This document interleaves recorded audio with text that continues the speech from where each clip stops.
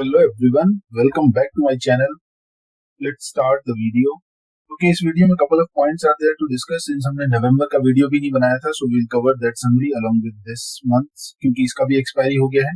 So ये discuss करेंगे और बाकी जो हमारे रेगुलर टॉपिक्स होते हैं वो भी डिस्कस करेंगे. एक नई चीज है कि November month was the first month जिसमें हमने लॉस किया है. So बहुत टाइम क्या फर्स्ट टाइम इस अकाउंट में लॉस हुआ है. सो वील डिस्कस और उसका भी एक केस स्टडी लेंगे why the loss was there in November month. Overall की मैं बात कर रहा हूँ. ऐसे तो लॉसेस कोई स्क्रिप्ट में कोई दुकान में होते रहते थे, लेकिन नवंबर मंथ में क्लोजिंग बेसिस पे पूरा मंथ लॉस में गया है. So that will discuss. Okay, so with that let's start. So सबसे पहला शीट हमारा जो है वो है फंड्स वाला. सो फंड्स में आपको जैसे पता है कि अभी हम एम स्टॉक्स का कवर नहीं करते हैं, तो केवल हम जीरोधा का ही लेते हैं.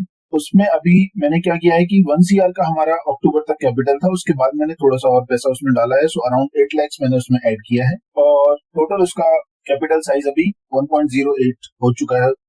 बाकी इसमें और कोई चेंजेस नहीं है. राइट साइड में जो आप शीट देख रहे हैं, पार्ट ऑफ द शीट, वो मैं ट्राई कर रहा हूँ but I am not sure whether I am there yet और नॉट. लेकिन what I am trying to do is monthly basis पे मैं उसमें कितना पैसा डालता हूँ अकाउंट में, कितना उससे बनता है, उन सब के बेसिस पे I want to calculate the XIRR of this account. Basically how am I doing, जैसे मैंने बताया था 1% पर मंथ का रिटर्न मुझे इसमें से ऑन एन एवरेज बनाना है. मतलब 12 to 13 XIRR इसका अकाउंट का होना चाहिए. I try to put some formulas but I am not sure whether they are correct or not. So this work is still in progress.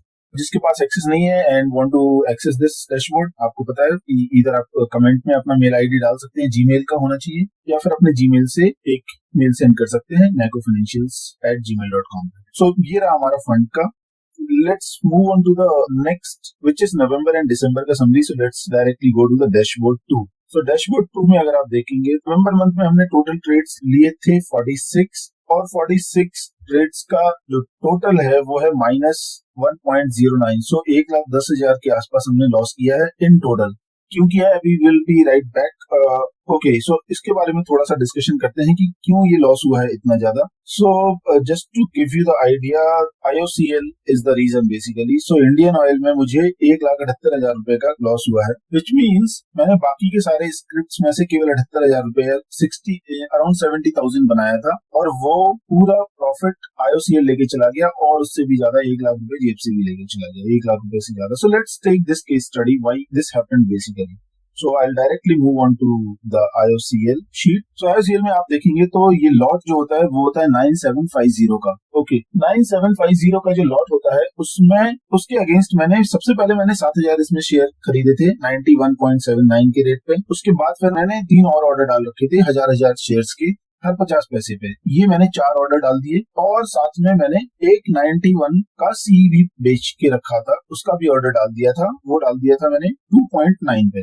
सो मेरा प्लान ये था कि मैं नवंबर में जब भी वो न्यूज आई थी कि ये डिविडेंड डिक्लेयर किया है इसने और डिविडेंड देने वाला है, सो मैंने तब सोचा था कि इसका डिविडेंड भी लेते हैं और साथ में कवर्ड कॉल से भी थोड़ा सा पैसा कमाते हैं. तो मैंने क्या किया कि 91.8 पे शेयर्स खरीदे ये 7,000, ये ऑर्डर हो गया तो 3,000 का और ऑर्डर डाल दिया, एक 1,000 करके स्टेप्स में, और साथ में 91 का सी का भी ऑर्डर डाल दिया. 2.9 इसमें प्रीमियम कमाने का, मतलब मोर देन 2.5% इसमें से उस महीने कमाने का प्लान था मेरा. और साथ में क्या हुआ कि इसने डिविडेंड भी डिक्लेयर किया अराउंड 5 रुपए का, if I am not wrong. तो मेरा ये प्लान था कि 2.5% कवर्ड कॉल से और अराउंड 5-6% डिविडेंड से. सो पूरा मंथ में 7% इसमें से कमाऊंगा, ये मेरा प्लान था.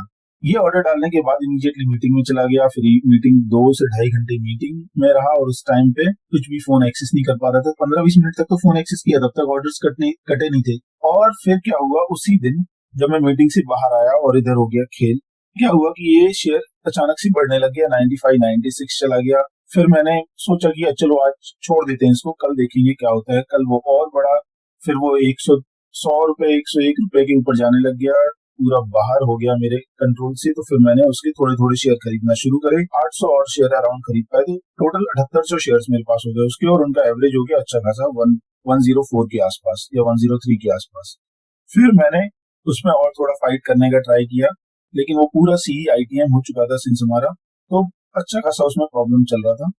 और फिर मैंने over the period of time in the same month उसमें फ्यूचर खरीदा, फ्यूचर के अगेंस्ट और कवर्ड कॉल बेचा और बहुत ज्यादा ऊपर जाके एक और सी बेचा कि थोड़ा सा एवरेज हो जाए। ये सारा फायर फाइटिंग किया, लेकिन वो शेयर रुकने का नाम नहीं ले रहा था। आप देखेंगे नवंबर मंथ में वो शेयर 25% ऊपर गया। शेयर ने डिविडेंड भी दिया 5%, उसके बाद भी 25%, टोटल 30% का उसने स्पाइक मारा है नवंबर में। I don't know for what reason, maybe वो क्रूड ऑयल के प्राइसेस कम हो गए थे, इसकी वजह से भी हो सकता है। लेकिन द पॉइंट इज कि मुझे उसमें जो सीज थे उसमें काफी ज्यादा लॉस हुआ, अराउंड 3.5 लाख रुपए का सीज में लॉस हुआ। लेकिन मैं उसमें से 1.25 लाख रुपए के आसपास या 1.5 लाख रुपए के आसपास ही उसके शेयर से या फायर फाइटिंग से निकाल पाया। मतलब वो मुझे पूरा का पूरा आईओसीएल दुकान ही 1.25 लाख रुपए का लॉस देके गई है। सो ये था केस स्टडी ऑफ आईओसीएल की क्यों लॉस हुआ मुझे। अभी नॉट ओनली आईओसीएल बट जो ओवरऑल मैंने नवंबर मंथ में ट्रेंड देखा है, या फिर रादर ऐसा बोल सकते हैं कि सितंबर अक्टूबर नवंबर का जो बुल रन चल रहा है, उससे मुझे 2 लर्निंग्स मिले हैं बेसिकली। और उसके बाद फिर जब आईओसीएल ने जब ये झटका दिया उसके बाद तो वो मेरे कंफर्म हो गए हैं। सो वो 2 लर्निंग्स हैं कि सबसे पहले तो जब भी बुल रन हो तो कभी भी सी पार्शियल लॉट के अगेंस्ट नहीं बेचना है। सो जैसा आप लोगों को पता होगा, मैं लास्ट ऑलमोस्ट 1 ईयर से कुछ कुछ दुकानों में पार्शियल लॉट के अगेंस्ट ही सीई बेच देता था और वो अच्छा काम भी कर रहा था। लेकिन बुल रन में वो काम नहीं करता है, and that is what has happened in IOCL and few other. So few other तो मैनेज हो गए, लेकिन वो आईओसीएल नहीं हो पाया क्योंकि इसने बहुत लंबा रन दे दिया है। सो इन जनरल मैंने सोच रखा है अभी कि बुल मार्केट में जितना पॉसिबल हो पार्शियल लॉट के अगेंस्ट नहीं बेचना है।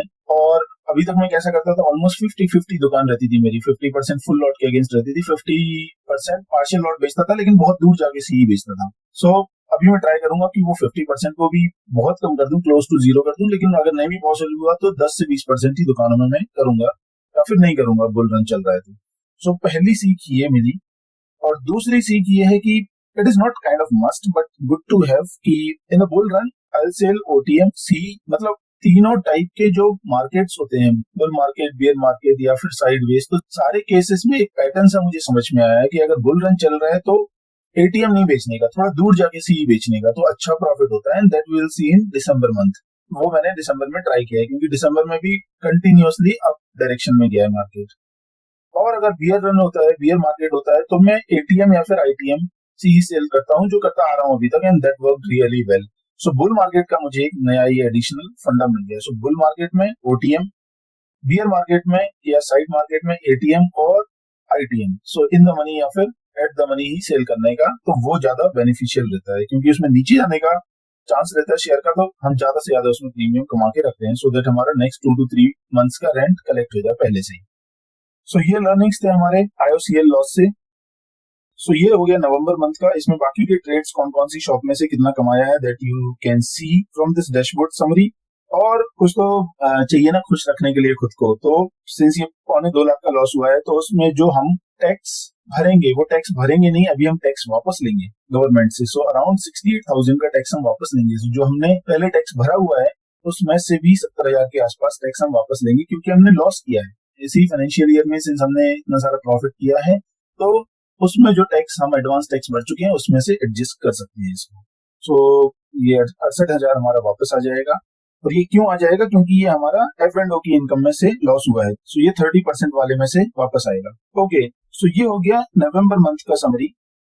सो दिसंबर मंथ का समरी देख लेते हैं क्विकली। सो दिसंबर मंथ में हमने टोटल 38 ट्रेड्स करे हैं। काफी दिनों बाद नंबर थोड़ा कम आया है, 40 से नीचे आया है। काफी टाइम बाद ये 40 से नीचे आया है नंबर। सो काफी कम ट्रेड्स किए हमने कंपैरेटिवली। और इन 38 ट्रेड्स में हमने जो टोटल पैसा बनाया है दैट इज 281। सो 2,81,000 हमने इसमें से पैसा कमाया। कैसे कमाया दैट विल टॉक, और उसके भी कुछ साइड इफेक्ट हैं that also will talk in few minutes. So 2,81,000 हमने जो कमाया इसमें से पैसा, उसमें से आप देखेंगे मैक्सिमम दुकानें हमारी चली जा चुकी हैं। सो और जैसे मैंने पहले बताया था कि दिसंबर में मैंने क्या किया है, सिंस ये पूरा फुल टू बुल रन दिख रहा था, पूरा ऊपर ही ऊपर जा रहा था मार्केट, तो मैंने 4 से 6% ऊपर जाके ओटीएम सी सेल करे थे। एटीएम और आईटीएम जैसा अभी तक पैटर्न चला रहा था फॉर लास्ट 10 to 12 मंथ्स, वो मैंने नहीं करके थोड़ा ऊपर जाके सारे सी सेल करे थे। इसलिए आपको जहां जहां एक्सरसाइज दिखेंगे वहां पे अच्छा खासा प्रॉफिट दिख रहा होगा। सो डिवीज लैब की दुकान चली गई हमारी, देखिए 35,000 लेके गई है। एचडीएफसी बैंक 52,000 लेके गई है। और ऐसे जेएसडब्ल्यू स्टील गया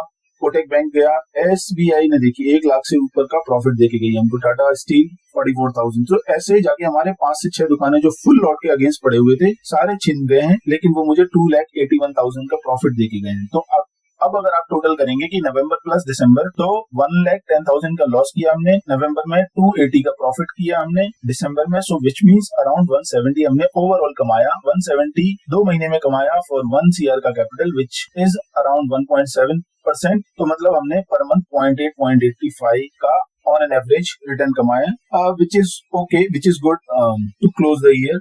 ओके, अब हम इसमें बात करते हैं। एक और अच्छी चीज हुई है कि सिंस ये एक्सरसाइज हुए थे तो हमने इवन दो 2,80,000 का प्रॉफिट कमाया, लेकिन मोस्टली हमारा इसमें शॉर्ट टर्म कैपिटल गेन्स था, विच मीन्स 15% ही हमको टैक्स भरना पड़ेगा ऑल द एक्सरसाइज वाले प्रॉफिट्स पे। बाकी का जो FNO था वो बहुत ही कम था, राइट, उसमें से प्रॉफिट। इसमें हमको टोटल 38,39,000 ही भरना पड़ेगा on the profit of 2,80,000, right. लेकिन जब भी हमारा मैक्सिमम FNO से प्रॉफिट होता है तब हमको पूरा 30%, मतलब जस्ट डबल टैक्स देना पड़ता है। So that is very good thing which has happened in the month of December. So overall year का क्लोजिंग बहुत अच्छा हुआ, 2,80,000। आई थिंक हमने बहुत टाइम बाद या फिर सबसे पहला मंथ होगा शायद इतना ज्यादा प्रॉफिट कमाने वाला।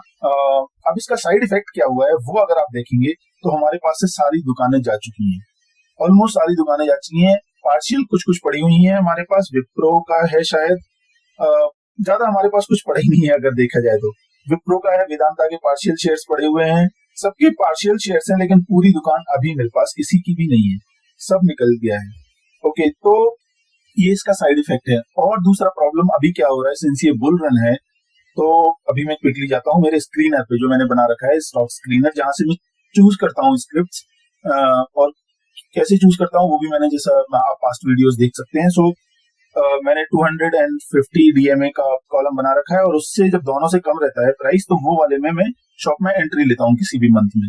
तो ये मेरा वो स्टॉक स्क्रीनर है। इसमें टॉप ये सारा निफ्टी 50 का है जिसपे मैं काम कर रहा हूँ इस जीरोधा वाले अकाउंट में। अगर आप देखेंगे एक भी पिंक सेल नहीं है। पिंक सेल मतलब पिंक कलर से वो वाला स्टॉक हो जाएगा जो स्टॉक का current price is less than 250 डेमा बोथ। ऐसा कोई भी स्टॉक नहीं है, इसलिए अभी हमारे पास अपॉर्चुनिटी भी नहीं है। मतलब हमने दुकान भी दे दिए सारे, प्लस ये हमारा एक भी अभी नई दुकान में एंट्री करने का अपॉर्चुनिटी भी नहीं है। So this is going to be bit difficult from in January. अभी मैं मेरा नेक्स्ट एक्शन आइटम क्या रहेगा कि find out any script which is at least less than any of the demo, maybe केवल 50 से अंदर हो या फिर केवल 200 से अंदर हो, तो भी मैं उसमें एंट्री लेने का ट्राई करूंगा। दूसरा ये भी हो सकता है that I will decide in next month will be like maybe मैं एग्रेसिव PE सेल करूं, I don't know at the moment, but this is what has happened. Okay, so ये हमारा हो गया नवंबर और दिसंबर का समरी, और प्लस अभी हमारा नेक्स्ट आइटम क्या रहने वाला है। अगर हम पूरे ईयर को रैप अप करें, अभी वापस से हमारी शीट में जाते हैं डैशबोर्ड 2 में। सो डैशबोर्ड 2 में अभी हम फाइनली अकाउंट देखें कि अभी अकाउंट का क्या हाल है ओवरऑल।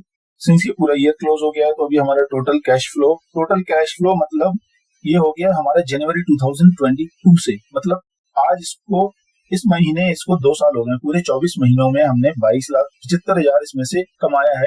पहले एक साल में हमने सिंस 5 लाख से स्टार्ट किया था ये अकाउंट, और पहले साल के बाद तक हमने 1 साल लगा दिया, 1 से सवा साल लगा दिया उसका 1 CR कैपिटल लाने में। उसके बाद ये मार्च 23 से अभी दिसंबर 23 तक पूरा 1 CR ही चल रहा है या उससे थोड़ा सा ज्यादा। तो ये हमारे अकाउंट का कैपिटल का पैटर्न था, लेकिन उसमें से हमने 23 लाख रुपए निकाल चुके हैं अभी तक, इतना प्रॉफिट जनरेट कर चुके हैं, और उसका टैक्स जो बनता है वो बनता है 4,31,000। इसमें लास्ट ईयर का भी है ऑब्वियसली। सो इस ईयर का जितना भी प्रॉफिट बन रहा है उसके हिसाब से मैंने अभी तक टोटल 4 लाख का एडवांस टैक्स भर दिया है। जैसे आप लोगों को पता है कि 1.5 लाख रुपए मैंने भरा था, जो पास्ट सितंबर वाला एडवांस टैक्स का टाइमलाइन था, और मैंने दिसंबर में 2.5 लाख का और टैक्स भरा है। सो या 40,000 और 2.1 लाख ऐसे 2 पार्ट्स में मैंने टोटल करके 2.5 लाख का 15 दिसंबर के पहले और भर दिया है। So the total advance tax for the year for the current FY is 4 lakhs सो फार। सो वो मैं कैलकुलेट करता रहता हूँ कि मुझे और कितना टैक्स भरना है, क्योंकि केवल जीरो अकाउंट नहीं है, बाकी के भी अकाउंट्स हैं, लाइक एनडॉट stock is doing really good. कभी टाइम मिलेगा maybe in further videos में क्विकली उसका बारे में बताऊंगा, क्योंकि मेनली ये चैनल तो मेरा जीरोधा के लिए है, लेकिन मैं उसको भी इंक्लूड करूंगा जस्ट आप लोगों को बताने के लिए उसमें क्या चल रहा है। That will not be the main focus though. Okay but since that account has also started doing very good, सबका मुझे टैक्स कैलकुलेट करना पड़ता है. With that I have paid 4 lakh so far. या सो ये था हमारा समरी. अभी नेक्स्ट विजन क्या है? अभी हमारा नेक्स्ट अभी 3 मंथ और बचते हैं इस फाइनेंशियल ईयर को क्लोज होने के लिए. हमारा टारगेट 20 लाख का था, वो भी अचीव हो चुका है. मतलब हम उससे भी अभी ज्यादा 2.25 लाख प्लस में चल रहे हैं. अभी मेरा विजन ये है कि जैसा हमने नवंबर में लॉस किया है वो रिपीट नहीं करना है. मतलब हमको पार्शियल लॉट के अगेंस्ट सीई सेल करना अवॉइड करना है एज मच एज पॉसिबल. मुझे पता है मानूंगा नहीं मैं, लेकिन मैं ट्राई करूंगा कि कम से कम करूं एटलीस्ट, सो दैट इतना बड़ा डेंट नहीं लगे अकाउंट को. Good thing is we were able to catch up in the month of December. So overall हमारा जो 20 लाख का जो टारगेट था इन बाई मार्च 2024, अभी तक वो सही लग रहा है क्योंकि अभी भी पॉजिटिव में है. So hopefully I will not lose this money. So first priority वही रहेगा कि इसको प्रोटेक्ट करने का. दूसरा रहेगा कि जो अब वो नाइस टू हैव वाला है बेसिकली, अगर भगवान की कृपा रही तो दूसरा टारगेट ये रहेगा कि ये जो टैक्सेस हैं ये भी मैं इसी प्रॉफिट में से जनरेट कर लूं. मतलब सपोज ये टैक्सेस मार्च तक 5 लाख या 6 लाख पहुंच जाते हैं तो 20 लाख जो प्रॉफिट का हमारा टारगेट था प्लस 5-6 लाख और मैं इसमें से जनरेट करूं. मतलब ये 20 लाख में टैक्स फ्री निकाल लूं इसमें से. ये मेरा विश रहेगा क्योंकि और 3 महीने और बचे हुए हैं. So there is opportunity. अगर सेफ गेम खेलेंगे तो हो भी सकता है, आई डोंट नो. बाकी अभी फिलहाल तो जनवरी में तो अपॉर्चुनिटीज नहीं दिख रहे हैं ज्यादा दुकानों में, तो देखना है कि कैसे करना है. बाकी वो रहेगा मेरा प्लान. सो या that's all for this video. Hope you guys like the video and I'll see you in the next one. Have a happy and prosperous new year. Enjoy and bye bye. Thank you.